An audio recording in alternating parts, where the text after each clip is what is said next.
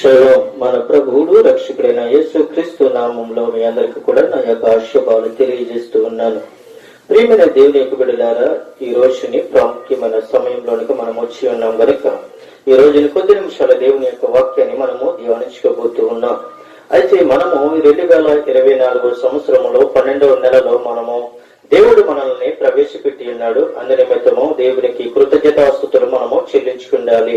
ఎందుకనంటే పరిశుద్ధాత్మ దేవుని మనము ఎలాగ ఆరాధించాలి అంటే పూర్ణ హృదయముతోనూ, పూర్ణ వివేకముతోనూ, పూర్ణ సత్యముతో దేవుణ్ణి ఆరాధించాలి. క్రిస్మస్ అనగా క్రీస్తును ఆరాధించుట అంతే.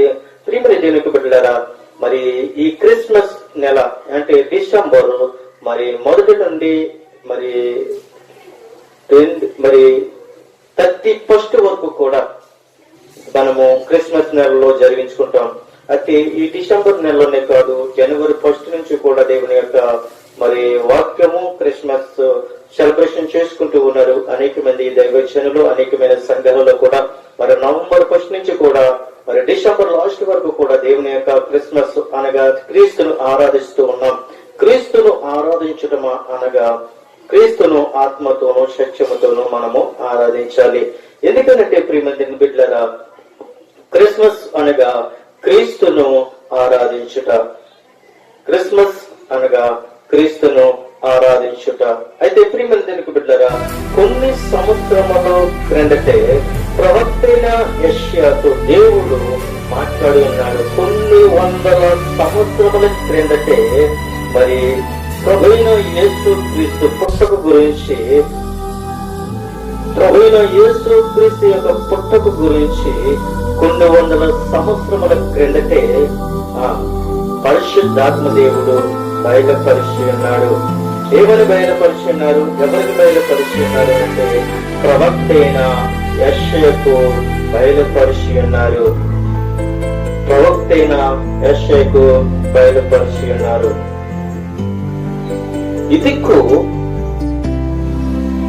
ఇదిగో ఒక కన్య గర్భము ధరించి ఒక కుమారుని కని ఆయనకు ఇమ్మానుయేలు అనే పేరుతో తెలుస్తుందని ప్రవక్తైన యెషయా ప్రవచించినట్లుగా మనం చూస్తూ ఉన్నాము. ఇదిగో ఒక కన్యక గర్భము ధరించి కుమారుని కని ఆయనకు ఇమ్మానుయేలు అనే పేరుతో తెలుస్తుందని ప్రవక్తైన యెషయా ప్రవచించినట్లుగా మనం చూస్తూ ఉన్నాం. అయితే ప్రియమైన దేవునికి బిడ్డలారా, యెషయా గ్రంథములో 7వ అధ్యాయము 14వ వచనంలో మనం చూద్దాం. ప్రియమైన దేవునికి బిడ్డలారా, కాబట్టి ప్రభువు తానే ఒక సూచన మీకు చూపును, ఆలకించుడి.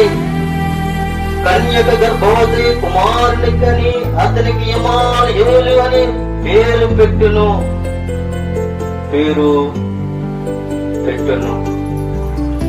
అయితే ప్రియమైన దేవునికి బిడ్డలారా, ఇమ్మానుయేలుకు దానికి అర్థం ఏమిటి అంటే దేవుడు మనకు తోడని అర్థము.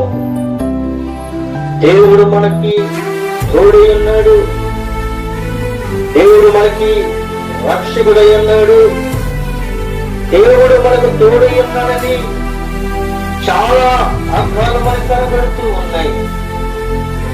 చాలా అర్థాలు మనకు కనబడుతూ ఉన్నాయి.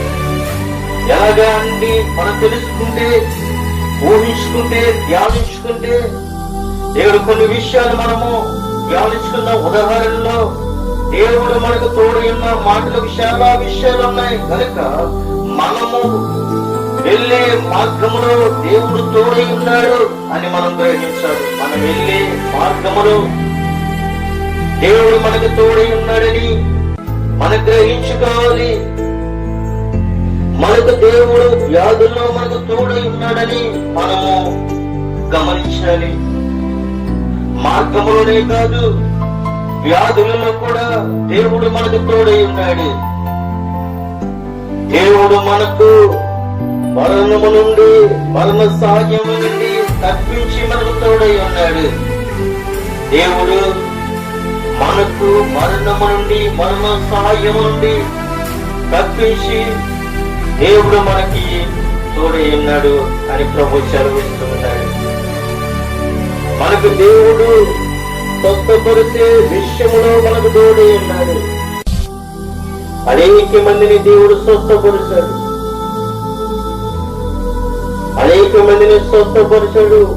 వ్యాధి గలవారిని, గుడ్డు గలవారిని, అంగహీనులను ప్రతి ఒక్కరిని కూడా యేసు క్రీస్తు స్వస్థపరిచాడు, వారికి తోడై ఉన్నట్లుగా మనం చూస్తున్నాం. దేవుడు ప్రతి కుటుంబమునకు, అలాగే యవనస్తులకు, యవనస్తులకు, పురుషులకు, సమాజంలో ఉన్న ప్రతి ఒక్కరికి కూడా ఏమై ఉన్నారంటే దేవుడు తోడై ఉన్నాడు. అయితే ప్రియమైన దేవుని బిడ్డలారా, దేవుడు మనకు తోడై ఉన్నాడు. వ్యాధులు కావచ్చు, బాధలు కావచ్చు, వేదనలో కావచ్చు, శోధనలో కావచ్చు, రక్షణలో కావచ్చు, స్వస్థతలో కావచ్చు, దేనిలైనా కావచ్చు. ప్రియమైన దేవుని బిడ్డలారా, దేవుడు మనకు తోడై ఉన్నాడు అని ప్రభు సెలవిస్తూ ఉన్నాడు. ఎందుకంటే ప్రియమైన దేవుని బిడ్డలారా, 2024 సంవత్సరముకు క్రిందకు మునిపే, అంటే 2000 సంవత్సరములో క్రీస్తు పుడతాడని చెప్పడం కాదు, గాని ఈ 2000 సంవత్సరానికి ముందే 200 సంవత్సరముల క్రిందటే యెషయా ద్వారాగా పరిశుద్ధాత్మ దేవుడు బయలుపరిచి ఉన్నాడు. ఏమని బయలుపరిచాడు అనంటే, కాబట్టి ప్రభు దాని యొక్క సూచన మీకు చూపును ఆలోచించుడి, మనల్ని ఆలోచింపజేయమంటున్నాడు, ఆలోచించమంటున్నాడు అని చెబుతూ, కన్యక గర్భవతి కుమారుని కని అతనికి ఇమ్మానుయేలును పేరు పెట్టెను. ప్రియమైన దేవుని బిడ్డలారా, కీడుకును, విసర్జించుకును, మేలును కోరుటకును అతనికి తెలివి వచ్చినప్పుడు అతడు పెరుగు తేనెను తినను అని లేఖనాల్లో సెలవిస్తున్నాడు. ఆయన మనకు కొరకు పుడుతూ ఉన్నాడని, ఆయన మన కొరకు రాబోతూ ఉన్నాడని మనం గ్రహించుకోవాలని ప్రభు సెలవిస్తూ ఉన్నాడు. అయితే ప్రియమైన దేవుని బిడ్డలారా, ఒక ఉదాహరణ మీకు నేను తెలియజేయడానికి ఇష్టపడుతూ ఉన్నాను. ఒక ఉదాహరణ మీకు ఒక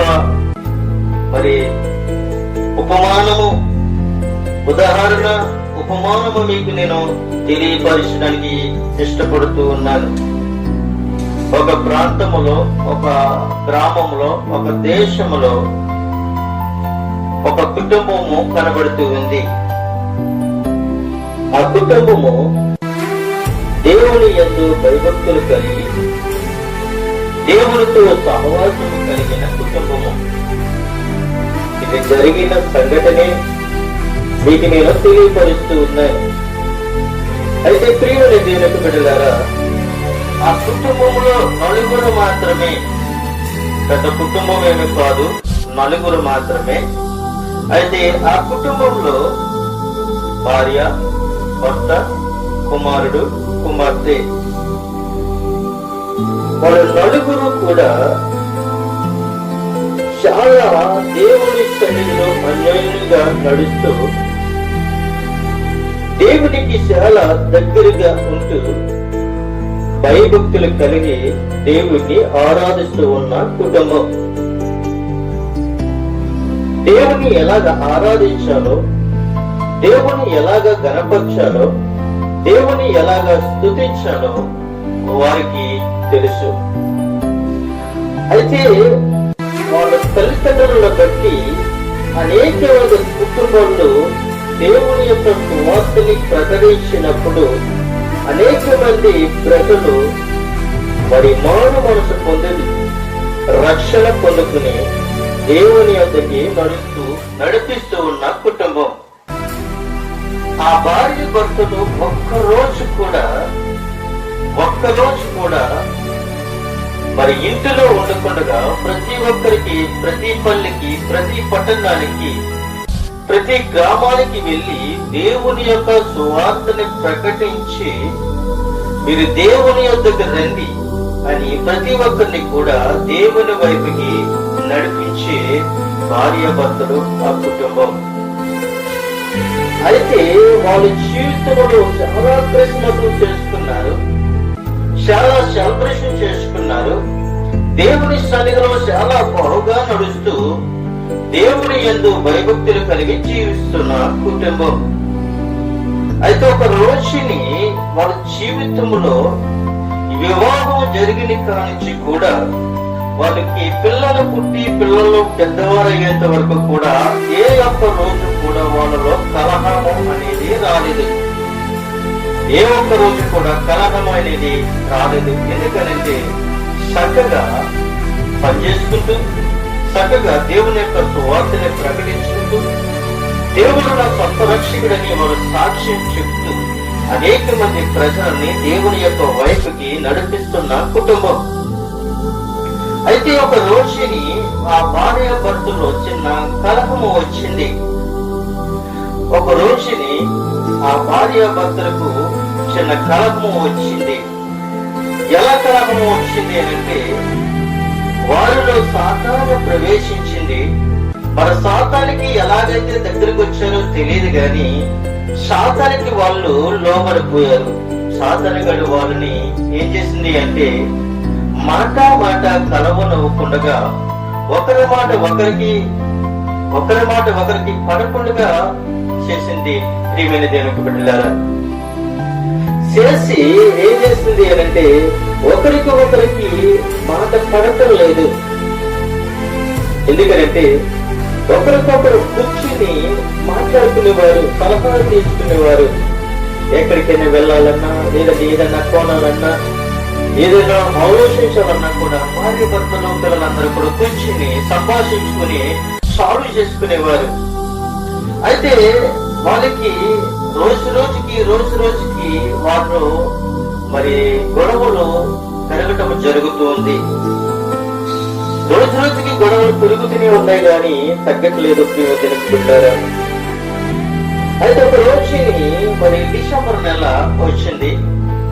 డిసెంబర్ నెలలో ప్రియమైన దేవునికి బిడ్డలారా చక్కగా దేవుని ఆరాధించాలి, దేవుని కనపరచాలి. అయితే వేళలో ఈ భార్య భర్తలో సమాధానం అనేది లేదు. కానీ క్రిస్మస్ ని ఆరాధించుకోవాలి. అది వీరి జీవితంలో సమాధానం లేదు కానీ క్రిస్మస్ ని ఆరాధించుకోవాలన్నా, క్రిస్మస్ సెలబ్రేషన్ చేసుకోవాలన్నా, క్రిస్మస్ కేకులు కట్ చేసుకోవాలన్నా, దేవుని మందిరంలో కనబడాలన్న ఆశ వీరిలో ఒకరికొకరికి ఉంది. అయితే ఒకరికొకరికి ఉంది కానీ ఒకరికొకరు మాట్లాడుకోవటం లేదు. ఒకరి ముఖం ఒకరికి వెడబాటు.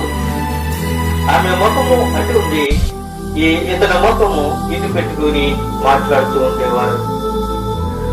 ఇతను పనికి వెళ్ళాలి అని అడిగినప్పుడు, లేదంటే ఈమెతో ఏదన్నా మాట్లాడాలి అని అడిగినప్పుడు ఇతను గోడలతో మాట్లాడటము, ఈమె గోడలతో మాట్లాడటము, ఏదైనా వస్తువులతో మాట్లాడటము. అలాగా రోజు రోజుకి ఇలా గొడవలు ఎక్కువైపోయింది. అయితే ప్రియమైన తెలుగు బిడ్డలారా, ఆ సంవత్సరము క్రిస్మస్ రానే వచ్చింది. ఇలా గొడవలు అలాగే ఉన్నాయి, గొడవలు తగ్గట్లేదు. భర్త ఏమో గొడవ చెప్తున్నాడు, భార్య ఏమో గొడవ చెప్తుంది. ఎవరికెవరికి సమాధానం లేదు. అయితే దేవుని ఆరాధించాలని సంతృప్తమైన జీవితాన్ని పలుకుంది. అయితే ప్రియమైన తెలుగు బిడ్డలారా, ఈ యొక్క ఉదాహరణ మీకు ఎందుకని చెప్తూ ఉన్నాను అంటే దేవుని యందు భయభక్తులు కలిగి ఉన్నప్పటికీ కూడా సాతానికి దగ్గరగా ఉండకూడదు. ఎన్ని గొడవలు వచ్చినా, ఎన్ని సమస్యలు వచ్చినా మీరు మొదటి ఎలాగైతే సాల్వ్ చేసుకున్నారో అలాగే సాల్వ్ చేసుకోవాలని మీకు నేను తెలియపరుస్తూ ఉన్నాను. వాడు కూడా ఇదే విధంగా వాళ్ళు మన జీవితంలోకి ఈ యొక్క ఉదాహరణ వాళ్ళు ఉంచి వెళ్ళినట్లుగా ఇక్కడ మీకు తెలియపరుస్తూ ఉన్నాను. అయితే ప్రియమైన దేవుని బిడ్డలారా, మరి క్రిస్మస్ రానే వచ్చింది. వచ్చిన తర్వాత మరి మనకి క్రిస్మస్ 25వ తారీఖున అయితే వాళ్ళు 25వ తారీఖున క్రిస్మస్ అని తెలుసుకుని మనకు అదే క్రిస్మస్ అప్పుడే మనం చేసుకుంటాం కదా అని తల్లిదండ్రుల దగ్గరికి పిల్లలు వచ్చి తల్లిదండ్రులతో అంటారు, అమ్మా నాన్న మరి 25వ తారీఖుని క్రిస్మస్ వచ్చేసుకోండి, మరి మనం క్రిస్మస్ చేసుకోవాలి కనుక మనము షాపింగ్కి వెళ్ళి బట్టలు కొనుక్కు తెచ్చుకుందాము అని తల్లితో చెప్తూ, "నువ్వు వెళ్ళి నాతో చెప్పు" అని చెప్తూ ఉన్నారు పిల్లలు. ఎవరు చెప్తున్నారు పిల్లలు అని అంటే కుమారుడు కుమార్తె నా తల్లితో చెప్తూ ఉన్నారు. అయితే తల్లి తండ్రిని మాట్లాడుకోవట్లేదన్న విషయము పిల్లలకి తెలియదు. తల్లిదండ్రులు మాట్లాడుకోవట్లేదన్న విషయము పిల్లలకి తెలియదు. ఏ సంభాషణ కూడా పిల్లల దగ్గరికి రావడం లేదు. వాళ్ళు ప్రతిరోజు కూడా దూరంగానే ఉన్నారు. దూరంగా ఉండి పిల్లల్ని బాగానే చూసుకుంటున్నారు కానీ వాళ్ళు మాత్రము సంతోషంగా లేరు, ఆనందంగా దేవుడి సన్నిధిలో గడపలేకపోతూ ఉన్నారు. ప్రతిరోజు 2 గంటలకు లేచి ప్రార్థన చేసే కుటుంబమే కానీ ఒకరికొకరు ప్రార్థన చేసుకోలేని పరిస్థితి. దూరానికి వెడబాటు, ఒకరికొకరు వేరుగా ప్రార్థన చేసుకుంటున్నారు కానీ కలిసి ప్రార్థన చేసుకోవట్లేదు. అయితే కుమారుడు కుమార్తె తెర దగ్గరికి వచ్చి క్రిస్మస్ నెల మరి వచ్చింది, మరి 25వ తారీఖు వచ్చేస్తుంది, నీ వెళ్ళి నాతో మరి క్రిస్మస్ మన బట్టలు కొనుక్కోవాలి కనుక మీరు కొనుక్కోవాలి, నాన్న కొనుక్కోవాలి, బట్టలు కొనండి కాబట్టి నువ్వు వెళ్ళి బట్టలు కొనుక్కోవడానికి నాతో మాట్లాడి చెప్పినప్పుడు ఈమె కుమారుడు కుమార్తె యొక్క మాటలు విని భర్తకు దూరంగా ఉండి మాట్లాడుతూ ఉంది. రండి, పిల్లలకి బట్టలు కొనాలి, 25వ తారీఖుని క్రిస్మస్ కాబట్టి మన పిల్లలకి బట్టలు కొనాలని భర్తతో మాట్లాడుతుంది. ఎలా మాట్లాడుతుంది భర్తతో అని అంటే గోడతో మాట్లాడుతుంది. భర్త గదిలో ఉన్నాడు, భార్య గోడతో మాట్లాడుతూ ఉంది. భర్త కూడా ఏమో చెప్తున్నాడు, ఆ కొంటలే కొండం అని అతడు కూడా గోడతో మాట్లాడుతూ ఉన్నాడు. అయితే ప్రియమైన తెలుగు బిడ్డలారా, 21వ తారీఖుని డిసైడ్ చేసుకుని పిల్లలను చేసుకుని ఎక్కడికి వెళ్ళాడు అని అంటే షాపింగ్ కి వెళ్ళాడు. భార్య, భర్త, కుమారుడు కుమార్తె నలుగురు కలిసి షాపింగ్ కి వెళ్ళారు. షాపింగ్ కి వెళ్ళిన తర్వాత అండి పిల్లలకు కావాల్సిన బట్టలు, వాళ్ళకి ఇష్టమైన బట్టలు వాళ్ళు కొనుక్కున్నారు. భార్యకి ఇష్టమైన సారీ భార్య కొనుక్కుంది. భర్తకి ఇష్టం వచ్చిన బట్టలు భర్త కొనుక్కున్నాడు. అయితే కుమారుడికి సరిపోయిన బట్టలు కుమారుడు కొనుక్కున్నాడు, కుమార్తెకి సరిపోయిన బట్టలు కుమార్తె కొనుక్కుంది, భార్యకి సరిపోయిన సారీ భార్య కొనుక్కుంది. అక్కడ చిన్న సమస్య వచ్చి పట్టుకుంది. ఏంటి అనంటే భర్తకి షర్ట్ సరిపోయింది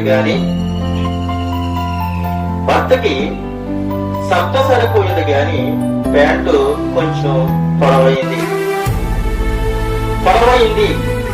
అయితే ప్రియమైన తెలుగు బిడ్డలారా, ప్యాంటు పొడవైందని ఎవరితో చెప్తుంది అనంటే ఆ యొక్క బట్టల యజమానులతో మాట్లాడుతుంది. ప్యాంటు సరిపోలేదు,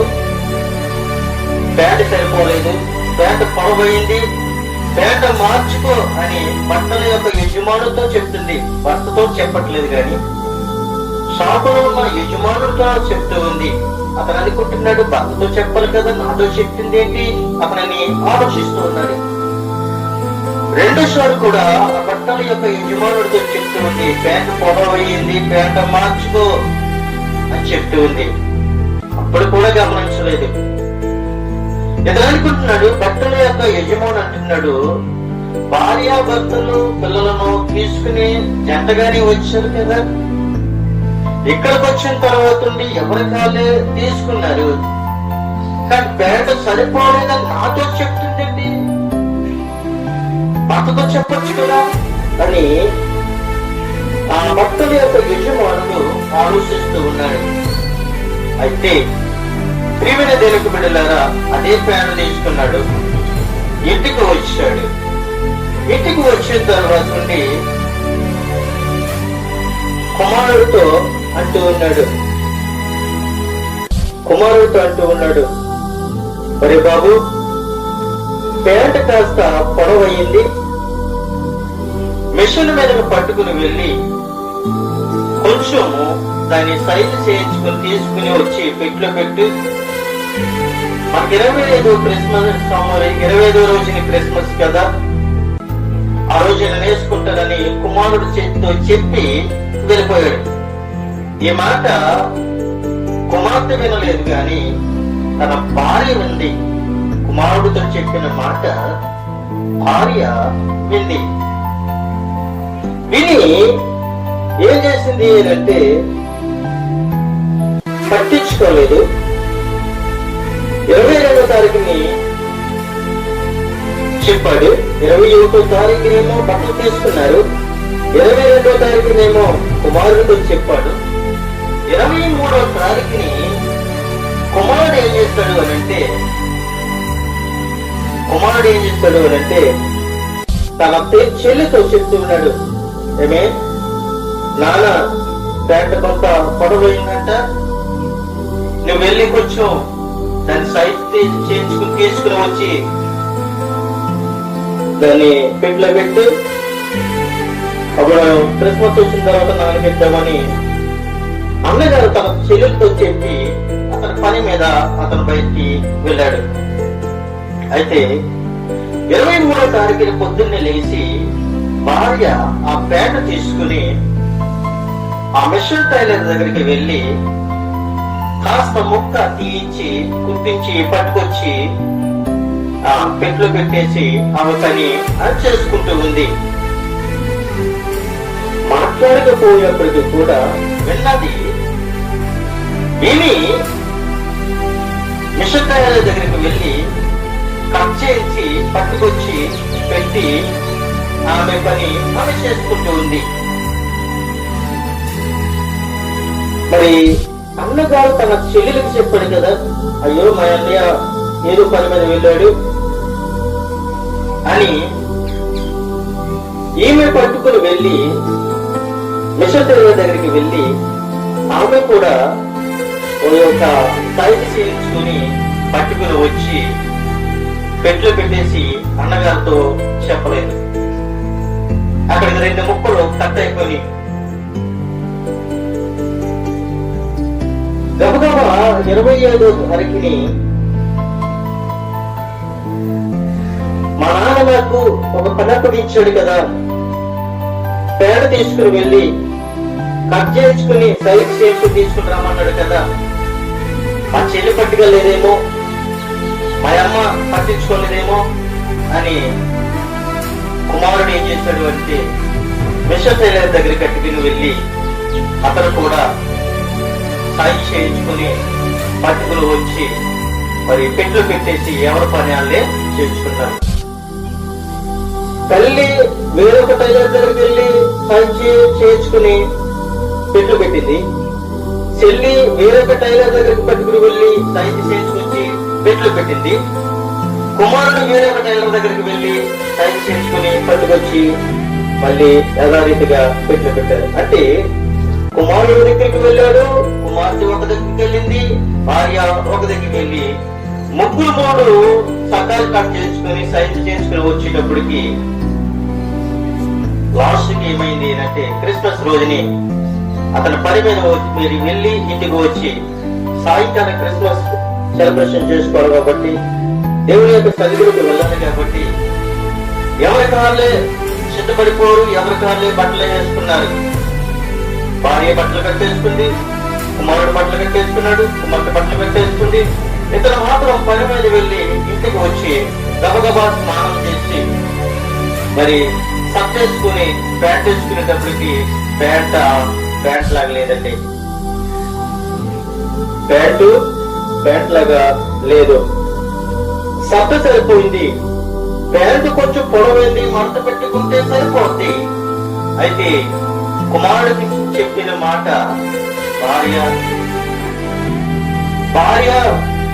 చేసింది, కుమారుడు చేశాడు.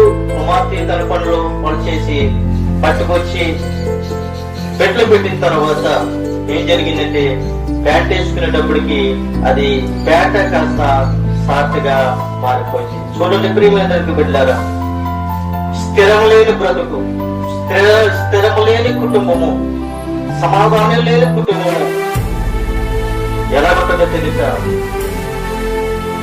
భర్తకు తెలియకుండా భార్య, భార్యకు తెలియకుండా భర్త, పిల్లలకు తెలియకుండా పిల్లలు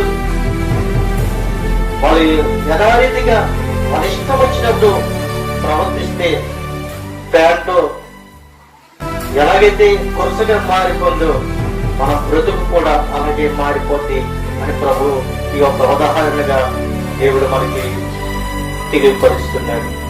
క్రిస్మస్ అంటే దెబ్బలాడుకోవటము, పోట్లాడుకోవటము, పిండి వంటలు ఇది కాదు ప్రియమైన వ్యక్తి పెట్టారంట. క్రిస్మస్ అంటే క్రీస్తును ఆరాధించుతాం. క్రిస్మస్ అంటే నిజమైన సెలబ్రేషన్ ఏంటంటే నీ జీవితంలోనికి ప్రభు అయిన యేసు క్రీస్తును తెలుపుతాం. అయితే ప్రియమైన దేవుని బిడ్డలారా, ఇక్కడ మనం చూసినట్లయితే ఇక్కడ యెషయా గ్రంథములో 9వ అధ్యాయము 6వ వచనములో ఒక మాట దేవుడు మనకి బయలుపరుస్తూ ఉన్నాడు.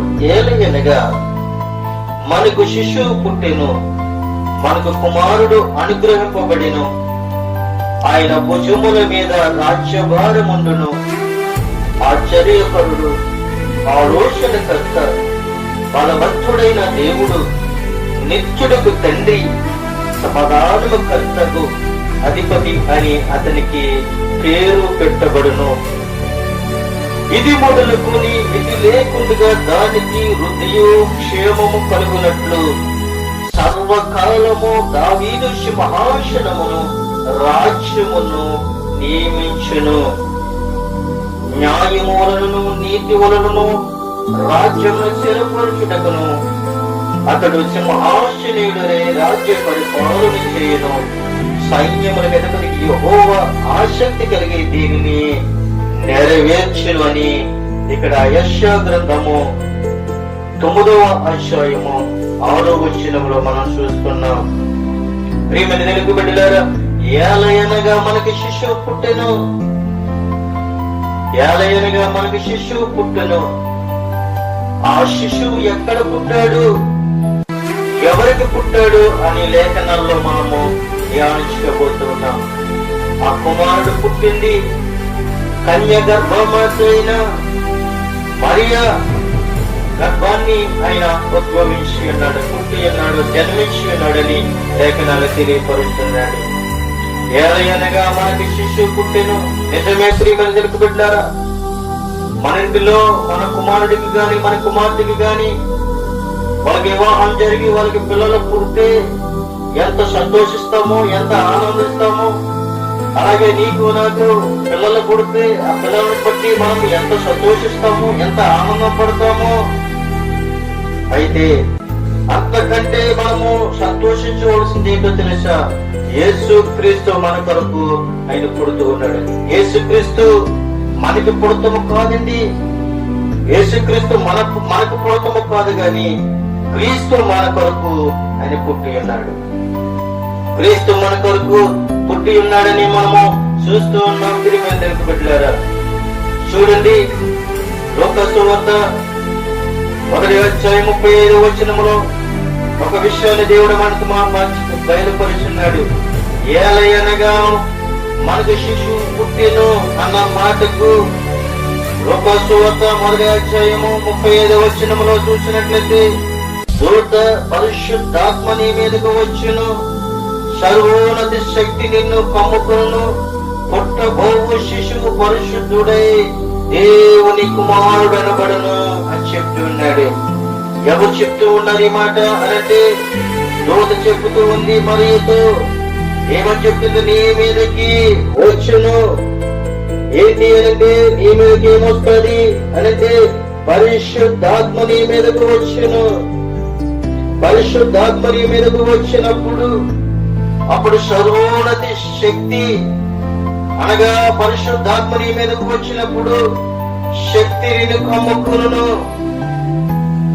పరిశుద్ధాత్మ నిన్ను కమ్ముకున్నప్పుడు పుట్టబో శిశువు పరిశుద్ధుడై దేవుని కుమారుడనబడును. ప్రియమైన దేవునికి బిడ్డలారా, ఆయన ఏమై ఉన్నాడంటే దేవుని కుమారుడై ఉన్నాడు. దేవుని కుమారుడై ఉన్నాడు. ఆయన పరిశుద్ధాత్ముడై ఉన్నాడు.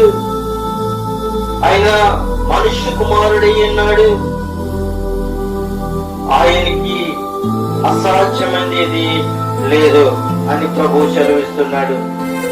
ఏలయనగా మనకి శిశువు పుట్టినని మొదటి మాటగా మనం చూస్తున్నట్లయితే ఇక్కడ దూత మాట్లాడుతుంది మరియతో, పరిశుద్ధాత్మ నీ మీదకు వచ్చును, సర్వోన్నత శక్తి నిన్ను కమ్ముకును, పుట్టబోవు శిశువు పరిశుద్ధుడై దేవుని కుమారుడు అనబడును. నీకు గాని నాకు గాని దేవుని యొక్క ఆజ్ఞ చొప్పున కుమారుడి గాని కుమార్తె గాని అనుగ్రహిస్తే మనం ఎంత ఆనందిస్తామో, ఎంత సంతోషిస్తామో ఊహించలేము ప్రియమైన దేవునికి బిడ్డలారా.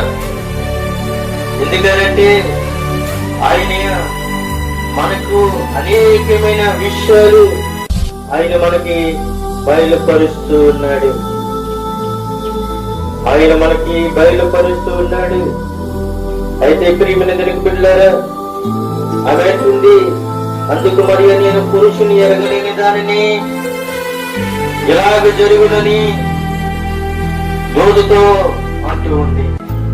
మరి అంటుంది, నాకు ప్రధానము చేయబడిందే గాని నా భర్త గాని నేను గాని అన్యోన్యంగా జీవించలేదే, ఇది ఎలా జరుగును అని మరియా దూతతో అంటున్నప్పుడు దూత అంటుంది, పరిశుద్ధాత్మ నీ మీదకు వచ్చును, సర్వోన్నత శక్తి నిన్ను కమ్ముకును, కనుక పుట్టబోవు శిశువు పరిశుద్ధుడై దేవుని కుమారుడు అనబడును అనే మాట మనకి సెలవిస్తూ ఉన్నాడు. అయితే రెండో మాట మనం చూసినట్లయితే మనకు కుమారుని అనుగ్రహింపబడును. రెండో మాట మనకు కుమారుడు అనుగ్రహింపబడును అన్న మాట మనం చూస్తూ ఉన్నాము. ప్రియమైన దేవునికి బిడ్డలారా, చూడండి, అదే లోక సువార్త 1వ అధ్యాయము 32వ వచనంలో చూసినట్లయితే ఆయన గొప్పవాడై సర్వోన్నతి కుమారుడనబడును, ప్రభువైన దేవుడు ఆయన తండ్రి అయిన దావీదు సింహాసనమును ఆయనకిచ్చును అంటున్నాడు. ఆయన గొప్పవాడై సర్వోన్నతి కుమారుడనబడును. ఆయన దేవుని కుమారుడు, ఆయన జీవము కలిగిన కుమారుడు, ఆయన సర్వశక్తి గల కుమారుడు, ఆయన మహిమ గల కుమారుడు, ఆయన వెలిగించే కుమారుడు. చీకటిలో ఉన్న మనలను ఆయన ఏం చేస్తూ ఉన్నాడు అనంటే ఆయన మనలను వెలుగులోనికి నడిపిస్తూ ఉన్నాడు. ప్రియమైన దేవునికి బిడ్డలారా, మూడో విషయం చూసినట్లయితే ఆయన భుజముల మీద రాజ్యభారం ఉండును.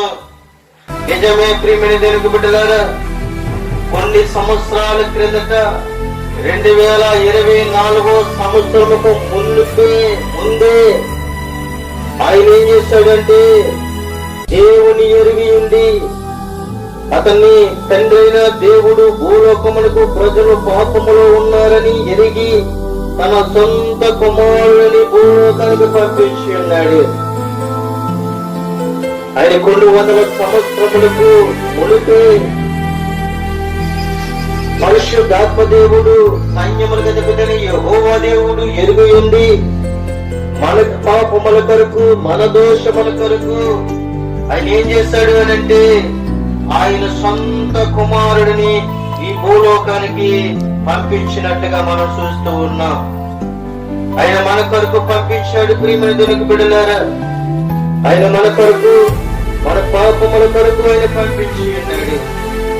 ఆయన సర్వశక్తి గల దేవుడు, ఆయన జీవము కలిగిన దేవుడని ఇక్కడ మనం చూస్తూ ఉన్నాం. 4వ మాట మనం చూసినట్లయితే ఆశ్చర్యకరుడు, ఆలోచనకర్త, బలవంతుడైన దేవుడు. 4వ విషయం మనం చూస్తూ ఉన్నాం. ఆశ్చర్యకరుడు, ఆలోచనకర్త, బలవంతుడైన దేవుడు. నిజమే ప్రియమైన దేవునికి బిడ్డలారా, లూకా సువార్త 2వ అధ్యాయము మరి 10వ వచనములో 11వ వచనంలో మనం చూసినట్లయితే ఆయన మనకి ఈ విధంగా బయలుపరుస్తున్నాడు. అయితే ఆ దూత భయపడుకుడి, ఇదిగో ప్రజలందరికీ కలగబోవు మహా సంతోషకరమైన సువార్తమానము నేను మీకు తెలియజేస్తున్నాను అని అంటున్నాడు. సువార్తమానము, ఈ సువార్తమానము మనకి బయలుపరచడానికి ఏం చేస్తున్నదంటే ప్రకటింపబడుతూ ఉంది. దూత అంటుంది, మీరు భయపడకండి. ఈ దూత పరలోకం నుండి భూలోకానికి వచ్చి ఎవరితో మాట్లాడుతుందండి అంటే, ఆయన ఆ దేశంలో కొందరు గొర్రెల కాపరు పొలములో ఉండి రాత్రి వేళ మందన కాచు గురించి ఉండగా ప్రభుదూత వారి యొద్దకు వచ్చి నిలిగియండి. ప్రభు మహిమ వర్షకులు ప్రకాశించినందున మీ వారు మిక్కిలి భయపడి. అయితే దూత భయపడుకుని, ఇదిగో ప్రజలందరికీ కలగబో మహా సంతోషకరమైన మరి సువార్తమానము నేను మీకు తెలియజేస్తున్నాను అని చెప్తూ ఉంది. ఆ దేశంలో కొందరు గొర్రెల కాపరులు, ఖగోళ శాస్త్రములు వెరిగి ఉన్నవారు, ధర్మశాస్త్రములు వెరిగి ఉన్నవారు, వాళ్ళు పరిశోధిస్తూ ఉన్నవారు, వాళ్ళకి దేవుడు ప్రత్యక్షమైనట్లుగా మనం చూస్తున్నాం. ప్రభు దూత మనకి ప్రత్యక్షమైనట్లు చూస్తూ ఉన్నాం. ఆ తూర్పు దేశ జ్ఞానులకు దేవుని యొక్క దూత ప్రత్యక్షమైనట్లు చూస్తున్నాం. చూసి ఆ దూత వారితో మాట్లాడుతున్నప్పుడు అక్కడున్న జ్ఞానులందరూ కూడా ఆ దూతను చూసి భయపడుతూ ఉన్నప్పుడు ఆ దూత అంటే భయపడుకుడి అని చెప్తూ ఉంది. అయితే దావీదు పట్టణమందు నేడు రక్షకుడు మీ కొరకు పుట్టి ఉన్నాడు, ఈయన ప్రభువైన క్రీస్తు. దానికి ఇదేమి కానుమని ఒక శిశువు పుట్టగొడుగుతో చుట్టబడి ఒక తొట్టులో పొడిగా మీరు చూసేదరు అని వారితో చెప్పాను. ప్రియమైన తెలుగు బిడ్డలారా, ప్రభువు దూత పరలోకం నుండి భూలోకానికి వచ్చి నీతో నాతో మాట్లాడుతుంది, నీ కుటుంబంతో నా కుటుంబంతో మాట్లాడుతుంది, నీ గ్రామంతో నా గ్రామంతో మాట్లాడుతుంది, నీ దేశంతో నా దేశంతో మాట్లాడుతుంది, సమాజంతో మాట్లాడుతుంది, అధికారులతో మాట్లాడుతూ ఉంది, చిన్నగా మొదలుకొని వృద్ధాంగులున్న ప్రతి ఒక్కరితో మాట్లాడుతూ ఉంది. ప్రభు వాక్యము ప్రతి ఒక్కరితో మాట్లాడుతూ ఉంది. ప్రియమైన దేవునికి బిడ్డలారా, ప్రభు దూత భయపడకని చెప్తుంది, నేను మీకు తెలియజేస్తున్నాను చెప్తూ ఉంది, నేను రక్షకుడు మీ కొరకు పుట్టబోతూ ఉన్నానని చెప్తూ ఉంది. ప్రియమైన దేవుని యొక్క బిడ్డలారా, క్రీస్తు అని శబ్దమునకు అభిషక్తుడు, క్రీస్తు అని శబ్దమునకు అభిషక్తుడు అని ఇక్కడ మనకి తెలియపరుస్తూ ఉన్నాడు. అయితే ప్రియమైన దేవునికి బిడ్డలారా, మరి ఒక మాట చూసినట్లయితే 5వ విషయాలు మనము చూసినట్లయితే నిత్యుడుకు తండ్రి అన్న విషయాన్ని మనం చూసినట్లయితే ఆయన మనతో మాట్లాడుతూ ఉన్నాడు. నిత్యుడుకు తండ్రి. చూడండి, యెషయా గ్రంథము 25వ అధ్యాయము 1వ వచనంలో చూసినట్లయితే, యెహోవా నీవే నా దేవుడువు, నేను నిన్ను హెచ్చించెదను, నీ నామమును స్తుతించెదను, నీవు అద్భుతములు చేసితివి, సత్య స్వభావమును నల్పరించి నీవు పూర్వకాలము చేసిన నీ ఆలోచన నెరవేర్చితివి అని చెప్తూ ఉన్నాడు. నిత్యుడుకు తండ్రి అన్న మాటకు చూసినట్లయితే ప్రియమైన తెలుగు బిడ్డలారా, ఆయన అంటూ ఉన్నాడు, ఆయన పూర్వమున చేసిన ఆలోచన నెరవేర్చినాడు. ఆయన ఈ లోకానికి వస్తాడని, ఈ దేశానికి వస్తాడని, ఈ రాజ్యానికి వస్తాడని పూర్వం మనం పుట్టక మునిపే సృష్టి పుట్టక మునిపే దేవుడు ఎరిగి ఉన్నాడని ప్రభు సెలవిస్తూ ఉన్నాడు. అయితే ప్రియమైన దేవునికి బిడ్డలారా, ఇంకో విషయం మనం చూసినట్లయితే ఆయన గొప్ప దేవుడు అని చెప్తూ ఉంది. అదే యెషయా బాధలో ఎలాగంటూ ఉన్నాడు. యెషయా గ్రంథము 24వ అధ్యాయము మరి 11వ వచనంలో చూసినట్లయితే బాధతో మాట్లాడుతున్నారు. ఏమని మాట్లాడుతున్నాడో తెలుసా? ద్రాక్ష రసము లేదని పొలములో జనులు కేకలు వేస్తున్నారు, సంతోషమంతయు అస్తమించెను, ఆ దేశములో ఆనందము లేదు.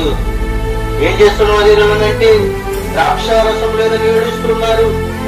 ఎక్కడ ఏడుస్తున్నారు అంటే పొలంలో ఉండి ఏడుస్తూ ఉన్నారు. సంతోషం లేదని ఏడుస్తున్నారు. ఆ దేశంలో ఆనందం లేదని ఏడుస్తున్నారు. చూడండి ప్రియమైన దేవునికి పెట్టారా, క్రిస్మస్ అంటే క్రీస్తుని ఆరాధించడమే కాదు, నీ హృదయంలో క్రీస్తు పుట్టాలి, నీ ఇంటిలో క్రీస్తు పుట్టాలి. అంతేగాని నువ్వు క్రిస్మస్ సెలబ్రేషన్ చేసినప్పుడు, క్రీస్తుని ఆరాధించినప్పుడు, క్రిస్మస్ పండుగ చేసుకున్నప్పుడు నువ్వేం చేస్తున్నావు తెలుసా? స్టేజీలు వేస్తున్నావు, భోజనాలు పెడుతున్నావు, అన్ని పెట్టి ఆ స్టేజీ వెనకాల వారు ఓపెనింగ్ చేస్తున్నావు. చాలా మంది కూడా క్రిస్మస్ సెలబ్రేషన్ చేసుకుంటారు, కానీ తాగేసి వచ్చి ఆ సెలబ్రేషన్ లో కూర్చుంటారు. తాగేసి వచ్చి దేవుని యొక్క సన్నిధిలో కూర్చుంటారు. తాగేసి వచ్చి కేక్ కట్ చేస్తారు. తాగి వచ్చి క్యాండిల్ వెలిగిస్తారు. తాగేసి వచ్చి పాటలు పాడతారు. మొదటిన్నారు ద్రాక్షారసం లేదని పొలమున జనులు కేకలు వేస్తున్నారు. సంతోషము అనగా సంతోషము హస్తమిచ్చిందని దేశంలో ఆనందం లేదని వాళ్ళు ఏడుస్తూ ఉన్నారు. ఇక్కడ క్రిస్మస్ జరుగుతుంది కానీ మందు లేదు. క్రిస్మస్ క్యాండిల్ వెలిగిస్తున్నారు కానీ సంతోషం లేదు. క్రిస్మస్ పాటలు పాడుతున్నారు కానీ పాడే అవకాశం లేదు. ఎందుకో తెచ్చా? మందు లేదని ఏడుస్తున్నారు, బాలు లేదని ఏడుస్తున్నారు, ఆనందం లేదని ఏడుస్తున్నారు.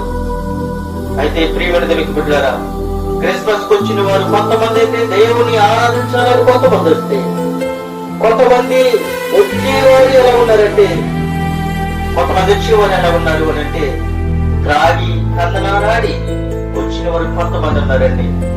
ఒక విషయం చెప్తాను చూడండి. మరి పశ్చిమ గోదావరి జిల్లా, కృష్ణా జిల్లా మనం చూసినట్లయితే, పశ్చిమ గోదావరి జిల్లా, కృష్ణా జిల్లా చూసినట్లయితే వాళ్ళకి బాప్తిస్మం అంటే ఏంటో తెలీదు, రక్షణ అంటే ఏంటో తెలీదు. అలా ప్రతిరోజు అనగా ప్రతిరోజు మందిరానికి వెళ్ళాలి అని అనుకుంటారు. కానీ ఒక నిబంధన ఉంటుంది, ఆదివారం మాత్రము కొన్ని లక్షల రూపాయలు ఇచ్చినా కూడా ఆదివారం పనికెళ్ళండి.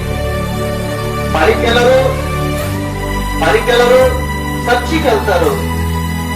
మరి బయటకు వచ్చిన తర్వాత యథారీతిగా వాళ్ళ జీవితాలు మామూలే. అయితే ఇంకొక విషయం చెప్తాను చూడండి. జనవరి ఫస్ట్ వస్తుంది. జనవరి ఫస్ట్ వచ్చినప్పుడు చాలా మంది కూడా కొత్త బట్టలు కట్టుకుని వెళ్తారు. కొత్త బట్టలు కట్టుకుంటారు, దేవుని మందిరంలోకి వెళ్తారు, చాలా చక్కగా వెళ్తారు. కానీ వెళ్ళిన ప్రతి ఒక్కడు కూడా, స్త్రీ అయినా కావచ్చు, పురుషుడైనా కావచ్చు, తాగి దేవుని యొక్క మందిరంలోకి వెళ్ళి కూర్చుంటారు. ఎందుకంటే నేను కళ్ళతో చూశాను. పశ్చిమ గోదావరి జిల్లా అయినా కావచ్చు, కృష్ణా జిల్లా అయినా కావచ్చు, ఎవరైనా కావచ్చు,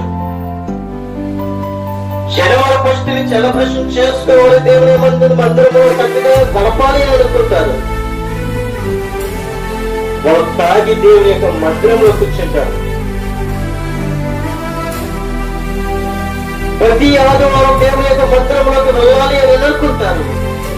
ఖచ్చితంగా పని మానేస్తారు, వెళ్తారు, కానీ వాళ్ళ జీవితాన్ని మార్చుకోరు. ప్రియమైన చూడండి, ద్రాక్షారసం లేదని కేకలు వేస్తున్నారు, సంతోషం లేదని కేకలు వేస్తున్నారు. వాళ్ళు ఆ దేశంలో ఆనందం లేదని కేకలు వేస్తున్నారు. ప్రియమైన దేవునికి బిడ్డలారా, దేవుని మందిరంలోకి వచ్చినప్పుడు తాగుడుతో గాని, దుర్భాషలతో గాని, వేషధారణతో గాని దేవుని సన్నిధిలో గడపకూడదు అని ప్రభు సెలవిస్తున్నాడు. దేవుడు నీ కొరకు, నా కొరకు ఈ లోకానికి వస్తూ ఉన్నాడు అంటే నీ పాపములను, నా పాపములను కడగడానికి మాత్రమే ఆయన వస్తూ ఉన్నాడని ఇక్కడ దేవుడు యొక్క లేఖనాలు సెలవిస్తూ ఉన్నాడు. ఇంకొక విషయం మనం చూసినట్లయితే ప్రియమైన దేవుని బిడ్డలారా, యెషయా గ్రంథంలో 44వ అధ్యాయంలో మనకు వెళ్ళినట్లయితే 4వ వచనము నుండి మనం చూసినట్లయితే ఆయన యొక్క మాట మనకి సెలవిస్తూ ఉన్నాడు. 4వ వచనంలో ఒక మాట సెలవిస్తూ ఉన్నాడు. నీటి కాలముల యొద్ద నాటబడి ఎరంజాపు చెట్ల గడ్డిలో ఎదుగునట్లు వారు ఎదుగుదురు. అయితే కిందకు వచ్చినప్పుడు 6వ వచనంలోకి వచ్చినప్పటికి మరి ఒక మాట మనకి దేవుడు సెలవిస్తూ ఉన్నాడు. ఇశ్రాయేలుల రాజైన యెహోవా వారి విమోచకుడైన సైన్యములకు అధిపతి యెహోవా ఎలాగూ సెలవిచ్చుచున్నాడు, నేను మొదట వాడను కడపటి వాడను, నేను తప్ప వేరొక దేవుడు లేడు. నువ్వు అనుకుంటున్నావేమో ఈ దేశంలో కావచ్చు, ఈ ప్రపంచంలో కావచ్చు, నాకు అనేక మంది ఉన్నారు అని అనుకుంటున్నావేమో. ఇక్కడ అంటున్నాడు, నేను తప్ప ఏ దేవుడు లేడు. మన హృదయంలో ఉండవలసింది పరిశుద్ధాత్ముడే, మన హృదయంలో ఉండవలసింది మనిషి కుమారుడే, మన హృదయంలో ఉండవలసింది యేసుక్రీస్తు ప్రభువారే గాని యెహోవా దేవుడే గాని ఈ లోకములో పేరు పెట్టుకున్న అనేక మంది వ్యక్తులు కాదండి. ప్రియమైన దేవునికి బిడ్డలారా, నేను తప్ప వేరొక దేవుడు లేడు అని చెప్తూ ఉన్నాడు. అయితే ప్రియమైన దేవునికి బిడ్డలారా, ఇంకొక విషయం మనం చూసినట్లయితే యెషయా గ్రంథము 11వ అధ్యాయము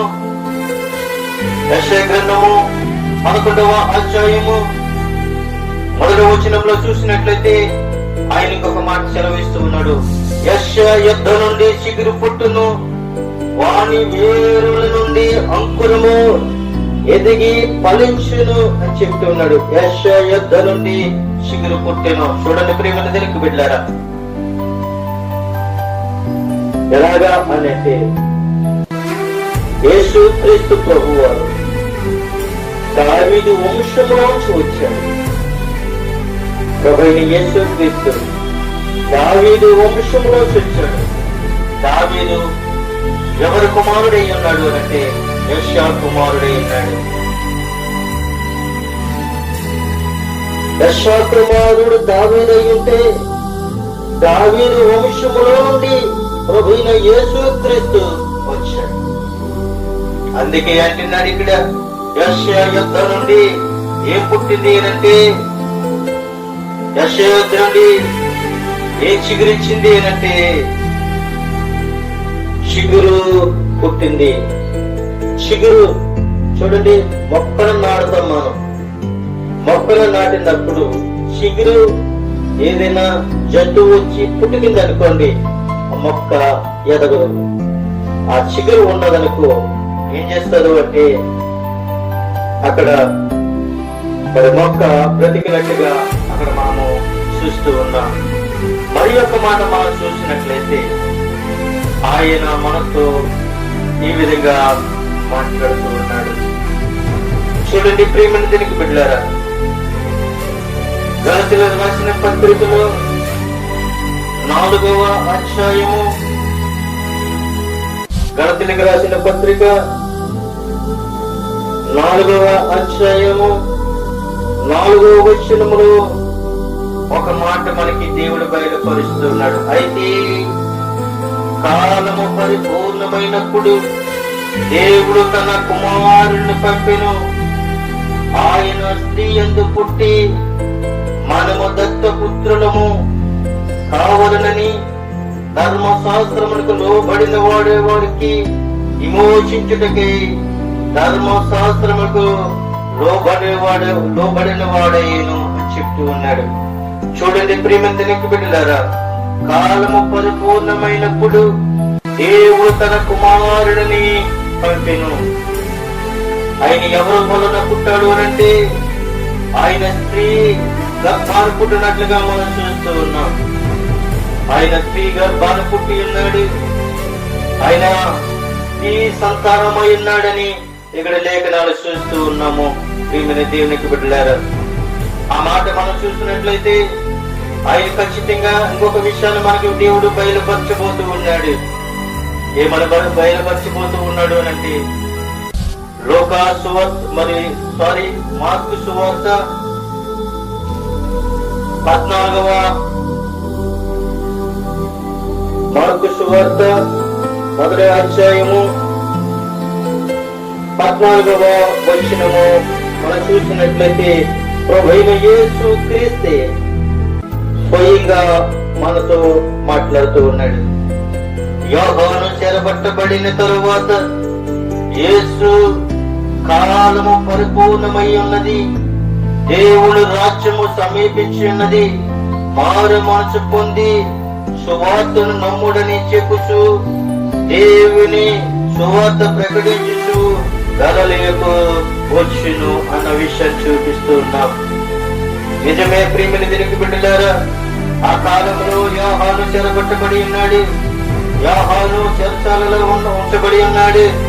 అయితే ప్రభువైన యేసు క్రీస్తు ఆయన స్వయంగా తన నోటుతో మాట్లాడుతూ ఉన్నాడు. ఏమంటూ ఉన్నాడు అంటే, కాలము పరిపూర్ణమై ఉన్నది, కాలము పరిపూర్ణమై ఉన్నది, దేవుని రాజ్యము సమీపించి ఉన్నదని చెబుతూ మీరందరూ కూడా మారు మనసు పొందుడి, మారు మనసు పొంది సువార్తను నమ్మండి.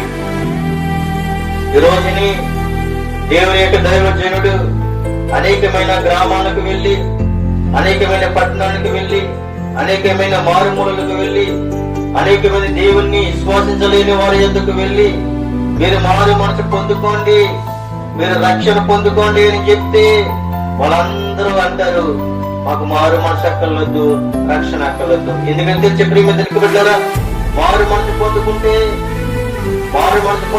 రక్షణ పొందుకుంటాం. రక్షణ పొందుకుంటే మన శరీర కోరికలను, మన చెడు తలపులను, చెడు ఆలోచనలు, చెడు హృదయాలను, దుర్భాషలు అన్ని విడిచిపెడతాం.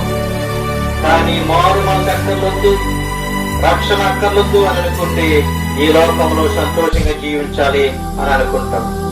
ఈ లోకంలో సంతోషంగా జీవించాలి అని అనుకుంటే శిక్షక పాత్రుడివే గాని రక్షణలోనికి నువ్వు వెళ్ళి, నువ్వు సంతోషంగా జీవించాలి, రక్షణ భాగ్యంలోకి నడవంపబడాలి అంటే నువ్వేమై ఉండాలంటే మారు మనసు పొందాలి అని ప్రభు సెలవిస్తూ ఉన్నాడు.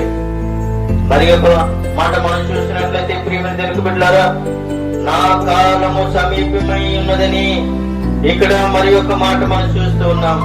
మత్తయి సువార్తలోకి చూసినట్లయితే 26వ అధ్యాయములో, మత్తయి సువార్త 26వ అధ్యాయము 17వ వచనంలో మనం చూసినట్లయితే ఆయన మరి ఒక మాట మనకు తెలియపరుస్తూ ఉన్నాడు. ఏమని తెలియపరుస్తున్నాడు అనంటే, పులియల రొట్టెల పండుగలో మొదటి దినమందు శిష్యులు యేసు నొద్దకు వచ్చి పస్కా పూజించుటకు మేము నీ కొరకు ఎక్కడ సిద్ధపరచగోరుచున్నామని అడిగిరి. 18వ వచనంలో, అందుకు ఆయన మీరు పట్టణము అందున్న అలాన మనుషుని యొద్దకు వెళ్ళి, నా కాలము సమీపమై ఉన్నది, నా శిష్యులతో కూడా ఈ ఇంట పస్కాని ఆచరించేదనని బోధకుడు చెబుతున్నాడని అతనితో చెప్పడను. ప్రియమైన దేవుని బిడ్డలారా, ఇక్కడ పస్కా పండుగను పూజించుటకు పస్కా పండుగ వచ్చినప్పుడు పస్కాను పూజించుటకు ఆయన ఎక్కడ పూజించాలి, ఏ స్థలంలో పూజించాలి, ఏ ఇంటిలో పూజించాలి అని చెప్తూ అంటున్నాడు, నా కాలము సమీపమై ఉన్నది అని చెప్తూ ఉన్నాడు. నిజమైన ప్రియమైన బిడ్డలారా, యేసు పుట్టాడు, యేసు మన కొరకు పుట్టాడు, మన పాపముల కొరకు పుట్టాడు. అయితే ఏరా చూసినప్పటికీ ఆ కాలము సమీపమై ఉన్నదని పరిశుద్ధాత్మ దేవుడు మనకి తెలియపరుస్తూ ఉన్నాడు. అయితే మరి ఒక మాట మనం చూసినట్లయితే ఆయన స్త్రీ ఎందుకు పుట్టాడు, కాలము సమీపమై ఉన్నదని చెప్తున్నాడు, కాలము పరిపూర్ణమై ఉన్నదని చెప్తూ ఉన్నాడు. అయితే ఇక్కడ మనం చూసినట్లయితే మనము దత్తపుత్రులము అని ఇక్కడ దేవుడు బయలుపరుస్తున్నాడు. అయితే మనము దేవుని ద్వారా చేయబడిన వారము, మనము ఆయన సొంత కుమారుణ్ణి అనగా మనము ఆయన సొంత స్వరూపాన్ని మనకి ఇచ్చి ఉన్నాడు. అయితే ప్రతిరోజు ఉదయాన్నే లేచి మనము ముఖమును చూస్తూ ఉంటే ఆయన మనకు స్వరూపము కనబడుతూ ఉంది. అయితే ప్రియమైన దేవుని బిడ్డలారా, ఆదికాండ గ్రంథము 1వ అధ్యాయము 27వ వచనములో మనం చూసినట్లయితే ఆ మాటలు మనను చూపించి నేను ముగించడానికి ఇష్టపడుతూ ఉన్నాను. ఆదికాండ గ్రంథము 1వ అధ్యాయము 27వ వచనంలో మనము చెప్పుకున్న మాటలు ఇక్కడ కనబడుతూ ఉన్నాయి. దేవుడు తన స్వరూపమందు నరును సృజించెను, దేవుని స్వరూపమందు వాణి సృజించెను, స్త్రీగాను పురుషుడుగాను వారిని సృజించెను. ప్రియమైన దేవునికి బిడ్డలారా, మనము దత్తపుత్రులము. ఎందుకంటే మన దత్తపుత్రము అనగా స్వకీకరణ పుత్రులము అని చెప్తూ ఉన్నాడు దేవుడు. అయితే ప్రియమైన దేవునికి బిడ్డలారా, ఇక్కడ పరిశుద్ధాత్మ దేవుడు మనతో మాట్లాడుతున్నాడు. మనము దేవుని ద్వారా చేయబడిన వారము, మనము ఆయన సొంత స్వరూపాన్ని మనకి ఇచ్చి ఉన్నాడు.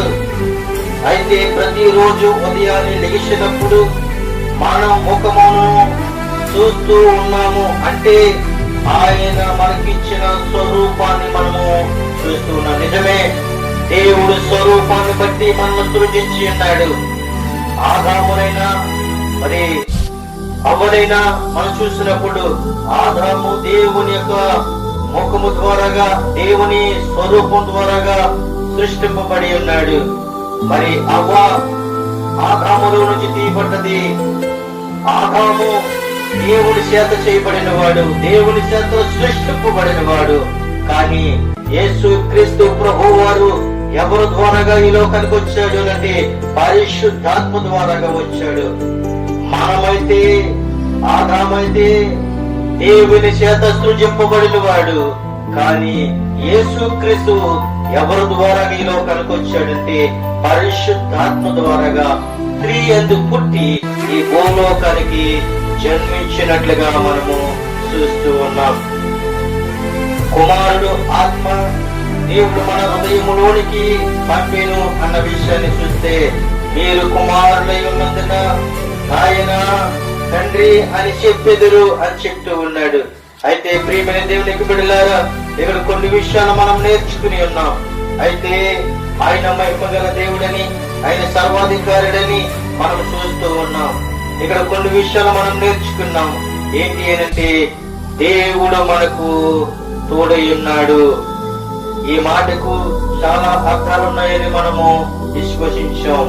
అయితే మొదటి మాట మనం చూసినట్లయితే, ఇక్కడ మనం చూసినట్లయితే ఇమానుయేలు అనగా ఇమానుయేలు పేరు భాషాంతరము దేవుడు మనకు తోడై ఉన్నాడని అర్థమని సెలవిస్తూ ఉన్నాడు. దేవుడు మనకు తోడై ఉన్నాడు అన్న విషయాలకి చాలా అర్థాలు మనకు కనబడుతూ ఉన్నాయి. అయితే ప్రవక్త యెషయా మనకి బయలుపరిచిన విధానం చూసినట్లయితే యెషయా గ్రంథము 9వ అధ్యాయము 6వ వచనముల నుండి కొన్ని విషయాలు మనం నేర్చుకున్నాం. ఏలయనగా మనకి శిశువు పుట్టెను అన్న విషయాన్ని చూసాం. మనకు కుమారుడు అనుగ్రహింపబడిన అన్న విషయాన్ని చూసాం. ఆయన భుజముల మీద రాజ్యభారం ఉండును అన్న విషయాన్ని చూసాం. అయితే ప్రియమైన దేవునికి బిడ్డలారా, ఆశ్చర్యకరుడు, ఆలోచనకర్త, బలవంతుడైన దేవుడు అని చూసాం. అయితే నిత్యుడికి తండ్రి, సమాధానకర్త, అధిపతికి అతనికి పేరు పెట్టబడును అన్న విషయాన్ని మనం చూసాం. అదే విషయాన్ని మనం చూసినట్లయితే ద్రాక్షారసము లేదని, జనులో సంతోషము లేదని, ఆ దేశములో ఆనందం లేదని ఏడుస్తున్నట్లుగా మనం చూసాం. మరి యొక్క విషయాన్ని మనం చూసినట్లయితే నేను మొదటి వాడును, కనపడిన వాడును, నేను తప్ప వేరొక దేవుడు లేడని ఇక్కడ విషయాన్ని చూసాం. మరి యొక్క విషయం మనం చూసినట్లయితే యెషయా నుండి శిబిరం పుట్టెను అన్న విషయాన్ని మనం చూసాం.